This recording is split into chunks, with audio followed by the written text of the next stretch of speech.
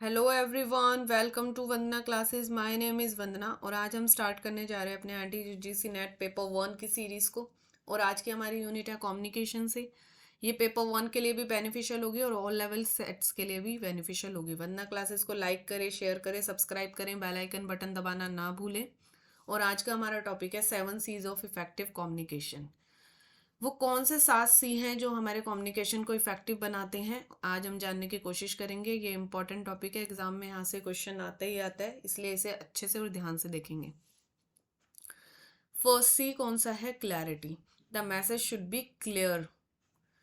Clarity of thoughts and idea in order to be understood clearly.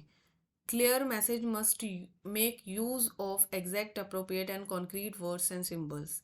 Message के अंदर उसको अपने आइडिया और थॉट्स के बारे में क्या होनी चाहिए? क्लैरिटी होनी चाहिए, तभी वो अपने मैसेज और मैसेज के थ्रू आगे अपने आइडिया और थॉट को दूसरों को समझा सकता है। और क्लियर मैसेज के अंदर हमेशा एग्जैक्ट, अप्रोप्रिएट और कॉन्क्रीट वर्ड्स का यूज़ होना चाहिए। तभी हम किसी मैसेज को क्या बोल सकते हैं कि मैसेज क्या है? क्लियर है, क्लैरिटी है उसके अंदर। तो क्लैरिटी होना बहुत ज़रूरी है। क्लैरिटी होगी तभी वो अपने आइडिया और थॉट को क्या कर पाएगा? समझा सकेगा। स्पष्ट होना बहुत ज़रूरी है। फिर सेकंड क्या है? C, completeness. Communication must be complete so as not to baffle the recipient. Better communication help in better decision making by the latter. It develops and enhance the reputation of an organization. Communication कैसा होना चाहिए? हमेशा complete होना चाहिए। Better communication तभी हो सकता है, एक बेटर कम्युनिकेशन तब होगा जब मैसेज पूरा कंप्लीट होगा। अधूरे मैसेज को हम बेटर नहीं बना सकते, ठीक है ना। बेटर तभी होगा जब मैसेज कंप्लीट होगा, और कंप्लीट मैसेज होगा जब भी हम उस पर क्या ले पाएंगे? आगे डिसीजन ले पाएंगे। इससे एक ऑर्गेनाइजेशन की जो है वो रेपुटेशन डेवलप होती है और साथ ही साथ बढ़ती है। इसलिए क्लैरिटी होनी चाहिए, कंप्लीटनेस होनी चाहिए। थर्ड सी क्या है? कंसाइजनेस। कैसी होनी चाहिए? कंसाइजनेस होनी चाहिए। The intent message must be free from verbosity and should be so written it is intelligible at the first sight. मतलब इतने ज़्यादा वर्ड ना हो। वर्बोसिटी मीन्स वर्ड से कम हो, ज़्यादा वर्ड का शब्दकोश इतने सारे ना हो, उसमें इतने वर्ड्स ना हो, फ्री हो, मतलब शॉर्ट हो, सिंपल हो और स्पष्ट हो, ठीक है ना। शॉर्ट और intelligible message send to be the receiver is ever appearing and comprehensible. कैसे होता है? शॉर्ट होना चाहिए मैसेज और इंटेलिजिबल मैसेज होना चाहिए, तभी वो रिसीवर उसको अपेयर कर पाएगा और उसके क्या पर इंटरेस्ट रखेगा उस मैसेज में, ठीक है ना। It save the time and cost. It is understood at the first instant. इससे हमारा टाइम भी बचता है और साथ ही साथ पैसे भी बचते हैं। और अंडरस्टूड भी 1 मिनट में आ जाता है। शॉर्ट है, जो वो कहना चाह रहा है शॉर्ट है, होना चाहिए, सिंपल होना चाहिए, तो वो सामने वाला उसको क्या करेगा? ईजिली अंडरस्टूड कर पाएगा। फिर क्या होना चाहिए? फोर सी क्या है? क्लियरनेस। कैसा होना चाहिए? मैसेज में क्लियर होना चाहिए। It message to be convey और डेंट मस्ट बी क्लैरिटी और integrity to the better understanding. Clarity, convey, कोई भी हम मैसेज को किस फॉर्म में कन्वे कर रहे हैं, तो ये क्लैरिटी होना उसको बहुत ज़रूरी है, तभी सामने वाला उसको क्या कर पाएगा? अंडरस्टैंड कर पाएगा। The pith and substance of a message should be based on honesty and accuracy. जो मैसेज का पिथ है और सब्सटेंसेस हैं, उसमें कितनी सच्चाई है मैसेज में और कितनी एक्यूरेसी है, कितने एक्यूरेसी के साथ वो अपनी मैसेज को क्या करने वाला है? सामने वाले को समझाने वाला है। क्लियरनेस के अंदर क्या होना चाहिए? क्लियरनेस के अंदर क्या आता है कि मैसेज के अंदर कितनी सच्चाई है और कितनी एक्यूरेसी के साथ वो दूसरों को अपने थॉट्स पे कन्वे कर लेगा। तो क्लियरनेस भी होना ज़रूरी है।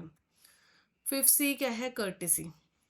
The sender message should be so draft or prepared that it should be polite, reflective, and enthusiastic. It must show the sender respect for the receiver and be positive and focus at the receiver. कैसा होना चाहिए? अगर हम message को जब मतलब send कर रहे हैं, उसके ड्राफ्ट को पहले बना लें।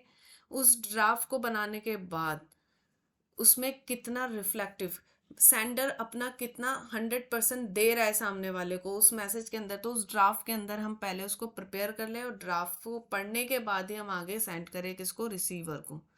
और पॉजिटिव हो और उस पर पूरा का पूरा फोकस किस पे आ जाए? फिर रिसीवर पे हो।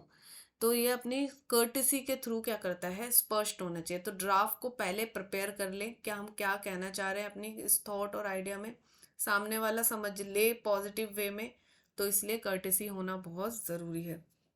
6 ही है हमारा correctness. The drafting of the message should be done in such a manner that the final message does not have grammatical error and repetition of sentences. The message should be exact, correct and well timed. जो हमने message draft बनाया है message का, उसको सबसे पहले final message में जाने से पहले ये देखें कि इसके अंदर किसी भी तरीके की क्या ना हो, ग्रामेटिकल एरर ना हो, सेंटेंस की रिपीटेशन ना हो, the message should be exact हो, करेक्ट हो और वेल टाइम हो। ठीक है ना, तभी सामने वाला तुम्हारे थॉट्स और आइडिया के लिए कन्वे हो पाएगा। तो करेक्टनेस होना बहुत ज़रूरी है। 7 क्या है, consideration. It order to make communicate more effective the overall physical setting that is the media of communication and the work environment must be consider. मतलब जो हम मैसेज दे रहे हैं उसमें सबसे पहले उसकी फिजिकल सेटिंग को देखना है कि किस मीडिया के थ्रू हम कम्युनिकेशन करेंगे, और उसके ऊपर सारे के सारा वर्क इन्वायरमेंट जो भी काम हो रहा है उसको अच्छी तरीके से नियंत्रण तरीके से क्या करेंगे, ध्यान में रखेंगे। ध्यान में रखने के बाद कि कौन सा कम्युनिकेशन के कौन से मीडिया के थ्रू हम कम्युनिकेशन करना चाह रहे हैं, तो उसको भी ध्यान से देखेंगे। सारी फिजिकल एक्टिविटी को पहले ही तैयार करके रख लेंगे। The content of a message must take into account the attitude, knowledge and position to the recipients. तो इसमें हमारे को क्या पता चलता है, किसी के भी एटीट्यूड, नॉलेज और पोजीशन के बारे में पता चलता है। इसीलिए ये 7C अगर होंगे तो 7C के कंप्लीट होते ही हमारा मैसेज क्या हो जाएगा, कंप्लीट हो जाएगा। आई होप सबको अच्छे से समझ में आया होगा। Thank you so much. Vandana classes को लाइक करें, शेयर करें, बेल आइकन बटन दबाना ना भूलें, जिससे क्लास की notification time to time available हो सके।